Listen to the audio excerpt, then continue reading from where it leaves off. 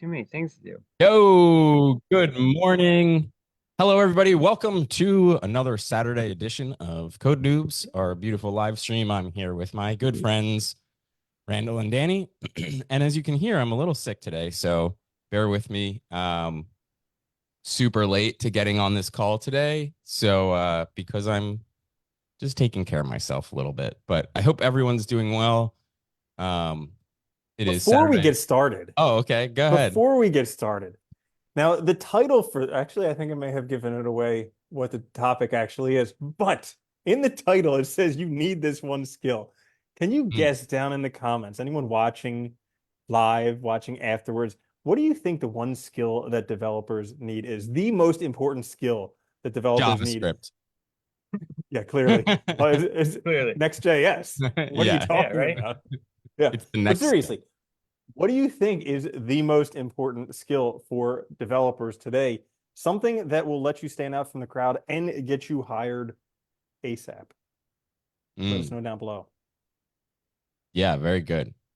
Well, today is February 17th, 2024. So welcome everybody. How are you guys doing this week? I didn't even really get to chat with you before. I literally jumped on like 30 seconds before we started this, so I didn't get Well, the you're looking scoop bright-eyed going. and bushy-tailed. I You I are. mean, I just took a shower for the first time in like 3 weeks, so I'm good, man. Ah, Just kidding. But yeah, how are you guys doing? How's your doing week? good this week. I was talking with Danny a bit earlier how I am feeling kind of the overwhelm. That's where I am, where Mm, there's so many things that I'm up to simultaneously, and it's very, very challenging because most of them are things like Danny and I were discussing this. Most of them are things that Yeah. we want to do, but still, yeah. it's like challenging to be able to handle it all because I'm rushing from one to the next to the next to the next, and it's hard to say no because they're things that I want to do. Well, Yeah. that's always the hard part, right? Yeah, I've been good too. And it's just like there's just so much that I want to do and so many things, that you just there's not enough time in the day ever. And like I was saying to Rain too, I'm like just keep reminding myself too. I'm grateful I can do these things because I really want to do them. And it is a lot though. Yeah. And it's hard to carve out time for yourself too. It always is. You know, Yeah. I heard something that was pretty useful this week. I'm listening to this book called Arete, and it talked about taking things as granted instead of taking them for granted. So like Mm, it's very easy to take things for granted. Like all these like I'm talking about all these things that I want to do, but now they're kind of obligations because I have to do them and I'm so busy Yeah. doing this. But and so I'm taking them for granted. But if you stop for a moment and take it as granted. Like this was something that was granted to me. I worked very hard. I got to this position. It has been granted to me to be able to do this. It kind of changes the mindset a little bit and allows me to enjoy it a little bit more. So I would challenge everyone to give that a whirl. Good one. awesome. I was gonna say, I always like when you get to that point where you're like pretty much feel like there's no time left in the day because you start to realize how much you can actually get done in a day if Yeah. you just like, push yourself to do stuff because there's only 24 hours in the day, but that actually means a lot. And even when you start delegating that workout and stuff, you can get so much done. And I'm always surprised whenever I feel that pressure of like, oh my God, I'm taking on so much.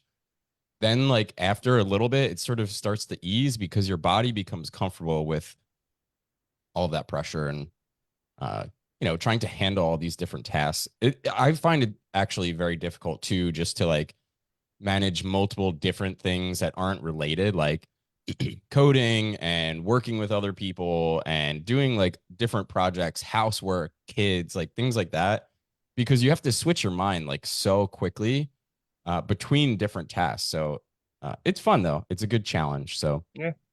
There's a lot to do. That's the thing. There's a lot to do just in life, right? And you gotta do all of it. You can't like yeah, miss out on anything. So yeah, totally. Yeah, we Hey, get is Chris, it there. Chris knew snowing? the Is answer it to my snowing? Yeah. question.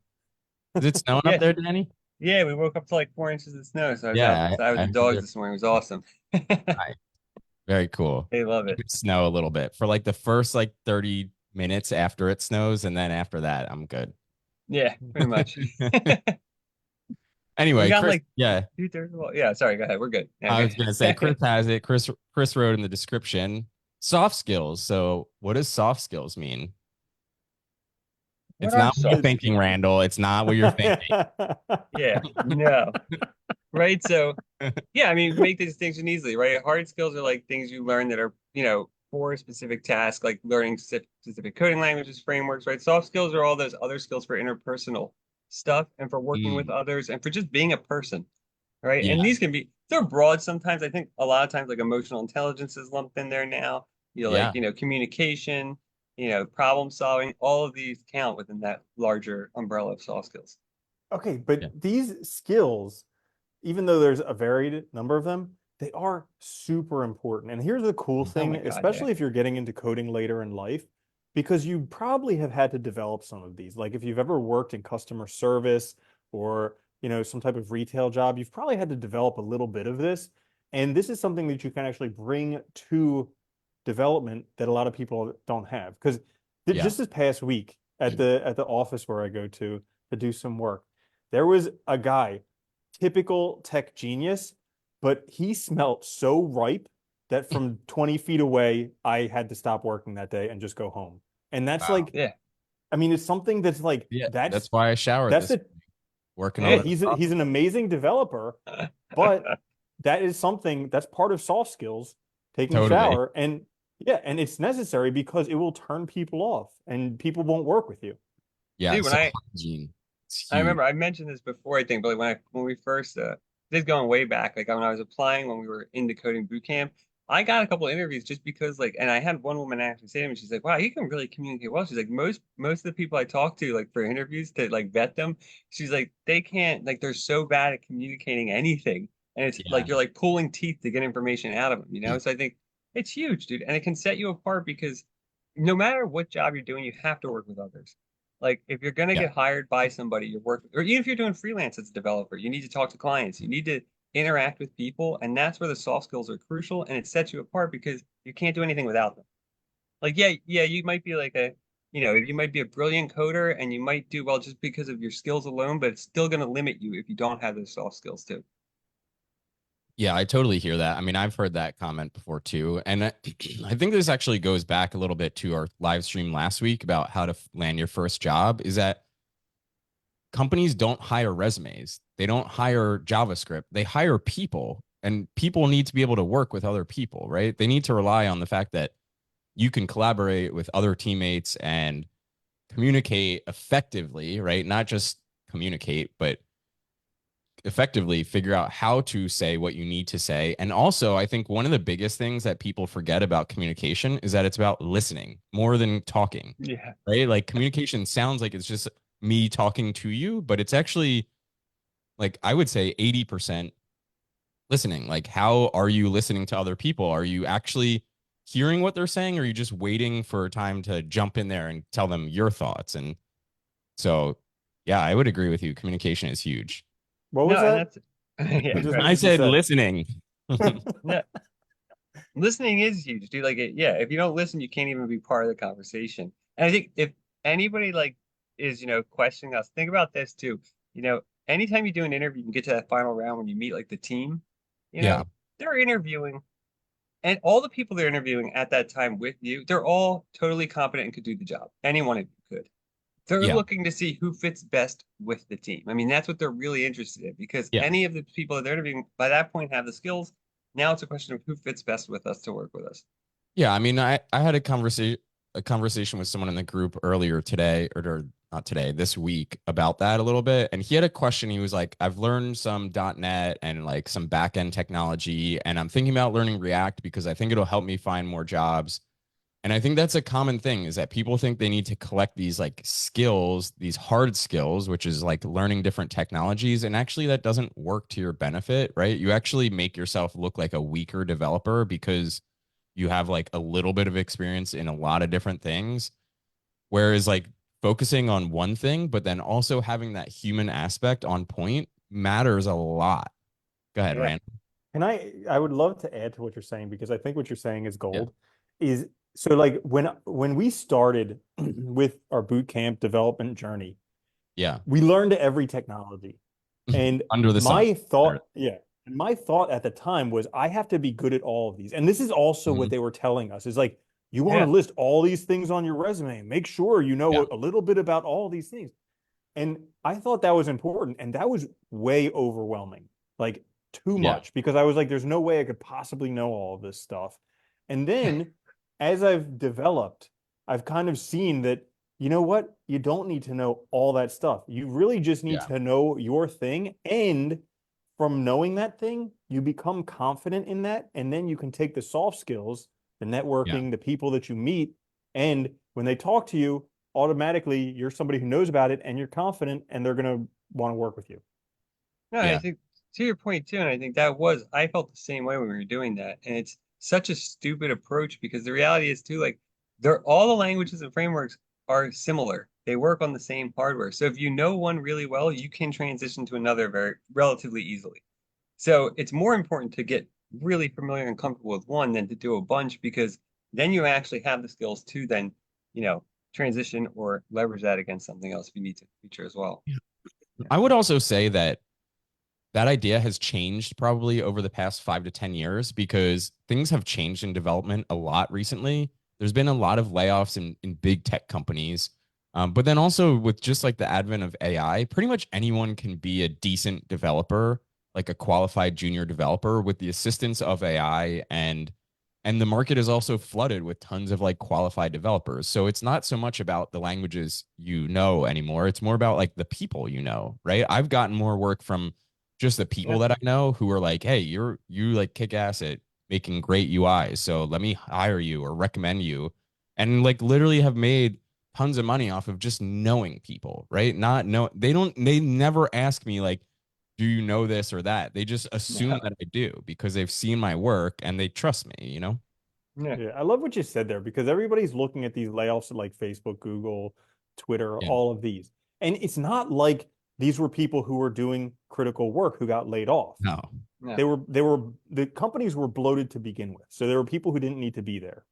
Yeah. But like what you said, I mean, everywhere I go, literally somebody hears you're a developer and they're like, "Oh, I got something I need." And it's like, Yep. how do we keep hearing about layoffs, no jobs, Because it and makes literally you headlines. can't walk down the street without people being like, "I need a developer." So It's it's because like they also there's two only different focus things on, going on. yeah, they only focus on these huge companies too that already they have hundreds of thousands of employees. So like, yeah, they can lay off 10,000. And, you know, it's like they can do that. And but that makes headlines, like you said too. And like, but you're Yeah. forgetting it doesn't matter because technology is just integrated with the whole society. Everybody needs it. And you know, Yeah. those small companies, when everybody's applying to Google, nobody's applying to the small companies and nobody's trying to get these small jobs that pay a lot for somebody to do freelance work. Yeah. So let me ask you guys. I mean, we're sort of harping on one major skill, which I think is probably the most important, which is communication. So how do you guys recommend if somebody's like, I just kind of suck at communication, how would you recommend people improve that? Go for it, Randall. Okay, so I was thinking about this and I got two suggestions that for me were helpful that I think could potentially be helpful for other people. Okay. So first, the easier one, there's one is easy and one's hard. So the easier one is there's a book called Reframe Your Brain by Scott Adams, the guy who wrote Dilbert. And he Okay. has a whole section on there on communication. And it's actually really awesome, the reframes that he talks about in there. I'm not going to ruin it by trying to like share them here, but I would just Sure. say get that book, Reframe Your Brain, or listen to it, whatever. The communication section is gold. Like if you listen to Awesome. that, you will be in the top 5% of communicators in the world. And then if you really want to get to the top 1%. So I me personally, I think that like one of the biggest bars for communication is embarrassment. Like people Mm. don't have the communications that they want to because they're embarrassed what could happen if they say how they feel or if they try it or whatever. And Yeah. so back in the day, I used to do these like dating pickup type things, and they taught what was called social freedom, which is Mhm. basically where you go out into public and you embarrass yourself until the point where you recognize there's nothing, you're not going to lose anything from being embarrassed. And Yeah. then all of a sudden you have like a superpower. So Yeah. if I you think really that's want huge. to like conquer that next level, it's not easy. Like guarantee, I mean, there were like multimillionaires there who were sweating, would not do anything, and they were like, I'm going home. But like it's not easy, but it is something that if you break through that, it'll change your life. Yeah. Can I add something really Yeah, quick? go ahead. I think for men, there is, and I think I talked about this in a previous like live stream we did, but I think for men, there's this huge fear of rejection that we just carry from like, I don't know, childhood, from something. And I think that plays a role in that. And so exactly what you're saying, Randall, you go out and you get rejected until rejection doesn't matter to you anymore, right? Because you start to realize like who you are, and that who you are doesn't change based on somebody else's opinion of you. So I think that's huge.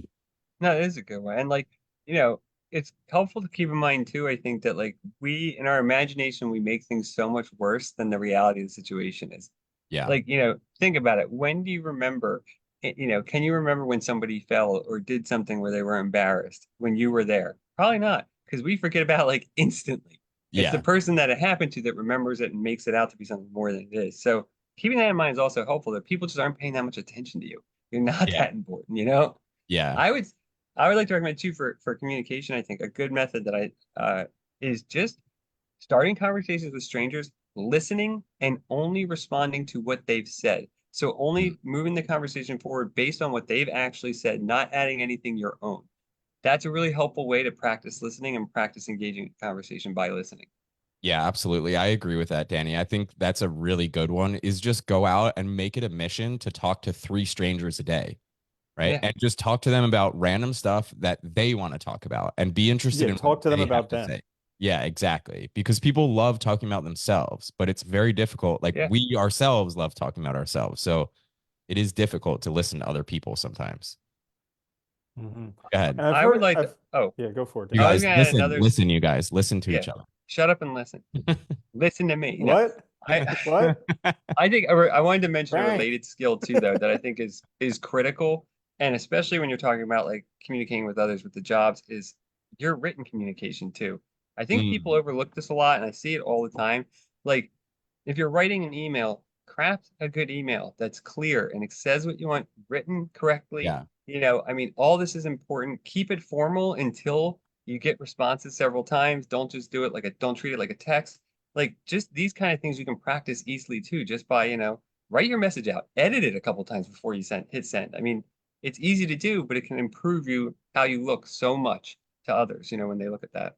Yeah, I'm going to make a comment on that one. And that is that most people, or let's not say most people, but the average reading level of people, particularly in the United States, is fifth grade, which is really low. Like that's really Yeah. low. So when you write an email, pretend like a fifth grader is trying to read it and see if they could understand what you're saying. Because a lot of times we try to make emails or any text communication sound really great, but we lose the actual message in making it sound great. People just want to hear what's important, like inside of that conversation. So you don't need to make your messages like super complex, but get the point across.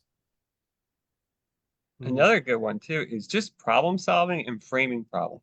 Learning how to do Yeah. that. And this goes back, this is all most of these are related to communication because they have to do with interpersonal, Yeah. relationships. But being able to actually identify problems and communicate them clearly is also super important. And learning that takes time. That's hard.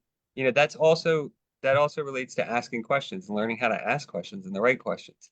So these are all Yeah. things you just have to also practice, I think, over time to get better at them. Yeah, I agree. Mhm. I have some other ones that I think are sort of interesting. Two in particular. One is time management, and the other is attention to detail. Um, and I think those are two that developers sort of struggle with sometimes, because when a lot of times when you're a developer, you're getting paid by the hour for particularly freelance work a lot of times.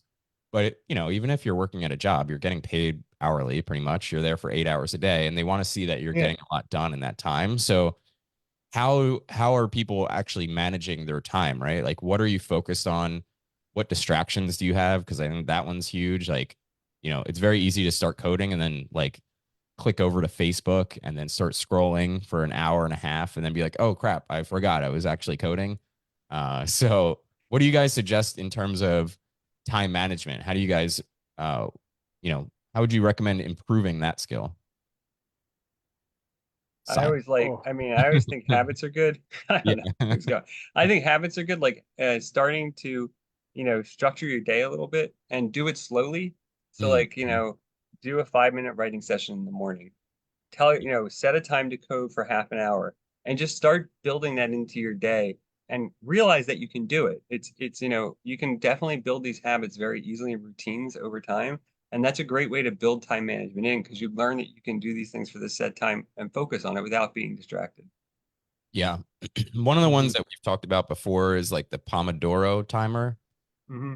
So work for 20 minutes, take 5 minutes like to rest your brain because our brain can pretty much only work in that flow state for about 20 minutes till it needs to break again. So that's a good one that I would recommend for people. And I definitely agree with you, Danny, is that's helped me over the past few years is like building like a schedule for myself of like the things that I want to do, the timing my commitments that I need to do as well, and put them into my calendar for the day so that I know like this is what to expect. These are the times when I can be very focused on work.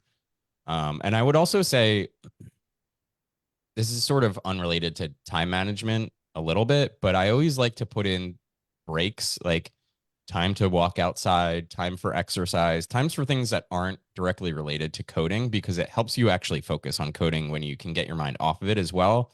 And that's one of the best ways to actually solve problems. Like every time that I feel like I'm stuck or I don't know how to do something, I walk away from it from a little bit and it just comes to you. Like it's pretty Yeah. amazing. It works.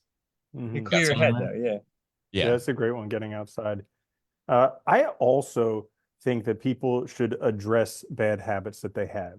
So, Mm, like, we talk about, how do you focus? And one of the biggest ways that I focus is I don't do all these distractions like social media and like different yeah. things like that. And so like people will be like, but what? What? So like there was a time when they put cocaine in Coca-Cola, and there was a time when 3 out of 4 doctors prescribed Marlboro.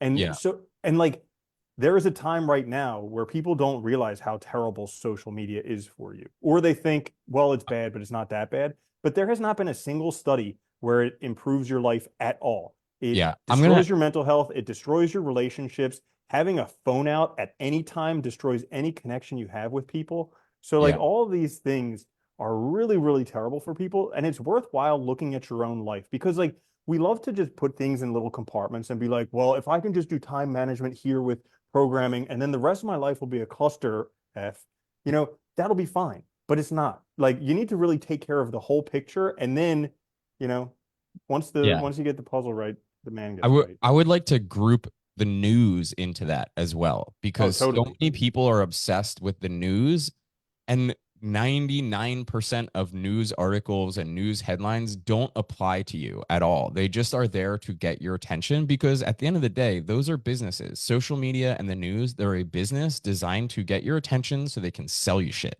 That's literally Hmm. all that it is. So get over that because the news, and it's like doom and gloom all the time. And that's not a reality. Like life is actually really beautiful, right? It's a really beautiful thing, but we actually make ourselves worse by listening to all this crap happening around the world in these isolated areas where like 99% of the time it's like us too that's causing all this doom and gloom in the world. And we're like, look at how bad it is. It's us Yeah. bombing everywhere in the world. So like get over that stuff. And you give people power by listening to it. I think we forget that, right? Yeah, the other thing I would say too is like we also forget that we use those things as distractions from our own life Yeah. because it's a way to divert, responsibility away to other things. So a good method I use, and I think I mentioned this already, but I'll say it again, is like just reminding yourself too that you can't like it's not that I have to do something, it's that I can do it. I'm able Yeah. to because I'm learning, because I have these goals, because I have these values. Reframe it as something positive, like this is I get to apply to jobs because I've put the work in. That's awesome. And Yeah. now I get to do this part. I get to talk to these people trying to get freelance work because I'm capable of doing it. That's awesome. Like it might be scary, but that's the goal I want to hit. And those are the values that matter to me. So focus on that to reframe it as positive too. I think is very helpful. And realize that those other things are distractions. Like, don't let that be the way that you kind of waste your time rather than using time effectively. Yeah, absolutely. I have one more. I have one more helpful I hint. know too. Is we talked earlier about talking when you're talking with other people, talking about them, and that's super helpful. And then to take that to the next level is I do it. I keep a little list on my phone of just people's names and then anything about them that they mentioned Mhm. that's worthwhile because then I remember their name and I remember stuff about them because I wrote it down. But if I don't, I can just pull out my phone and look on there and I'll be like, oh yeah, that's that person. So people automatically think I have this amazing memory, that I can remember a billion names and that I know everything about, but it's not that. It's just that I developed a routine and a habit and basically like a system so that I can remember people's names. And then the next time I run into them, I just ask them about that stuff that I wrote down before. You already have stuff to talk to about them. Yeah, that's awesome. That's a really good one. I like that. Um, I yeah, you also wanted to, go oh, ahead. sorry, go ahead. Oh, I was No, gonna say, oh, I was gonna say emotional intelligence is also good. And I think yeah. a lot of people forget too that that's just like not letting your emotions lead you, basically, right? Mm-hmm. It's when you feel like frustrated, when you're angry at your boss, when you're mad about something, taking a break, removing yourself from the situation, giving yourself a chance to calm down, and then looking at the problem and thinking about it from a clear perspective. That's the most important thing because you don't want to let that also get in the way of your progress. Getting angry at people, yelling at them, doing that kind of stuff is never going to help you move forward in your career or with what you want to do. Yeah, that's a good one. I'm going to give you some gems from my experience in sales to help you with your communication skills. So, these are some things that I've learned a long time ago. Number one is body language. So, if you guys have an opportunity, go out and read some books on body language because we actually converse more through our body language than we do through the words that we are saying. So, that is a huge one, especially if you're working in teams on Zoom or in person. Understanding somebody else's body language of like, I'm curled up or I'm like big and open, they're very different things, right? And that can change how you communicate with somebody because half of communicating is understanding what the other person is feeling as well. The other couple ones that I would say that are sort of like gold, and I think a lot of people don't realize this, but we like people who are like ourselves. So when you are going to talk to somebody, you should use the same sort of talk that they do. Use the same words, use the same pace as they do. So if they're a very fast talker, you should talk very fast with them, right? Or if they're a very slow talker, you should talk very slowly to them because they will understand you better, right? The same tonality. So if they're like very loud person, speak loud with them. If they're a very quiet person, speak quietly to them. These things matter a lot, right? And how we get our message across, we want to get that message across, but how we do it is actually more important than actually the message because you want somebody to hear you and understand you. And if they feel like you are more like them, they're more likely to actually listen to what you're saying. So I think those are some good ones going back to communication. You got another one, Randall. Go for it. Well, this is something that you've told us a few times before that I think is gold, is when there's something awkward or unsaid, name it. Yes, name Yeah. it. Yeah. Can you Like talk call that about why stuff. that one's important? Yeah, because usually when there's like something that's awkward or whatever, everybody already knows it, right? We're all Yeah. feeling it. So if you put it out in the open and say it and like make people aware of it, it takes all that pressure off immediately because they're like, oh man, he understands. He's like me. He gets it. There's something awkward here. And then also you open up the conversation to talk about it. If you never want to talk about it, I mean, I had an amazing conversation this week with like one of my bosses about that because there's stuff that's just been frustrating me for like a few weeks now and I finally was just like, you know what, we need to have a conversation because this thing is really bothering me. And it was like one of the best conversations I've had since I started working there because I was just very upfront and I was like, look, this is an issue that I'm having. It's making me very frustrating. It's frustrated. It's making it difficult for me to do work. I need like direct answers. Stop, beating around the bush. I need you to answer this. And he finally did, right? So sometimes like putting those things out in the open, naming them, like literally naming them, or just saying like what is on your mind is huge because other people usually want that relief too. They want that, but they're too scared to actually say it. Go ahead, Well, Daniel. that's no, no. I think that's like one of the most important things, which is like if you're frustrated, like your situation, everybody else knows it too. They Yeah. see it and they might not know what's wrong. And it's hard to know because, like, you don't know, like maybe something happened at home or with family, and that's actually on your mind. It has nothing it could have nothing to do with work, right? So, like, it is important. Once you recognize those things, just say them. Like, it took me forever to learn this, especially like with my own Yeah. relationships. But it makes things so much better because you just get it the hell out of the way. You're not carrying it around. You're not letting your imagination blow it up out of proportion. And Yeah. then you're not also that carries with you. So you know, it affects your work, it affects how you interact with other people, everything. So yeah, I think Yeah. that's like probably one I, of the best ones. yeah, totally. I think it gives you power too, right? Because Yeah. so many people are unwilling to have that uncomfortable conversation that when you do, they're like, wow, that dude's like really awesome because he has balls. He didn't give a shit that like, you know, Well, that he people brought see up it as this all awkward thing that nobody else wanted to talk about. people see it as authentic and confident, right? Yeah. Because you know yourself, you know the situation, but you're also able to actually speak about it and not hide behind things. And I think that's yeah, it's a huge one. Yeah, absolutely. Well, we're about at 30 minutes. I Yeah. did want to mention before we go today, I added the guide section in the Facebook group this week. So if you enjoy these live streams, check out the guide section. It's sort of like at the top of your feed, I would guess that's what you call it, like the post feed. There's a little section that says guide, and we have organized all of the live streams, previous ones, in categories so that you can get more out of them because it's kind of annoying to scroll through the entire feed to see all of them. So now they're all in one place. You can go in there and dig into all these live streams because I think there's some real gold in some of the live streams that we've had in the past. So hopefully you guys enjoyed today's episode. If you did, throw us a comment, a like on this, share it with a friend.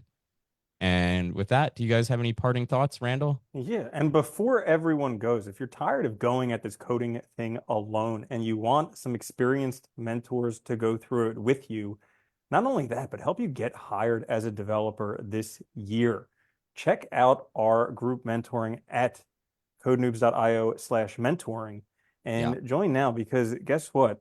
The going at it alone is tough. We all tried doing that by ourselves, and fortunately we had each other, but a lot of people don't. And so for at least for a limited time. We don't know how long it'll be open for, but until it fills up, we have our group mentoring open right now. So check that out. And for those people who are in it right now, we will see you at 10 o'clock. Yeah, awesome. Yeah, I know Chris has been getting a ton out of the group mentoring, so keep at it, Chris. You're doing a great job. And also, if you join, you get this sweet T-shirt, like we talked about in last episode, that says, "Yes, I am a web developer." So if you're looking for a job, that's like one of the easiest ways. And we're talking about communication. People will literally come to you and talk to Yeah. you about that. So, Yeah. you get one of those for free when you join, and you join the Code Noobs family. So thank you guys for tuning in today. We will catch you on the next one next Saturday at 9 a.m. Peace and love.